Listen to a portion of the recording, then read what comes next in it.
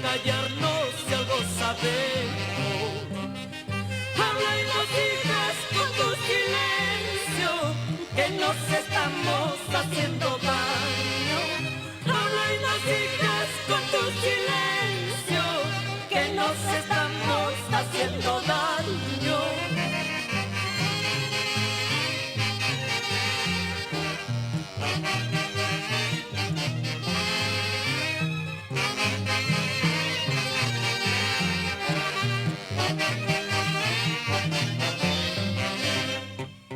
Vamos, hablemos de lo que te pasa. ¿Cuál es el motivo de tu silencio?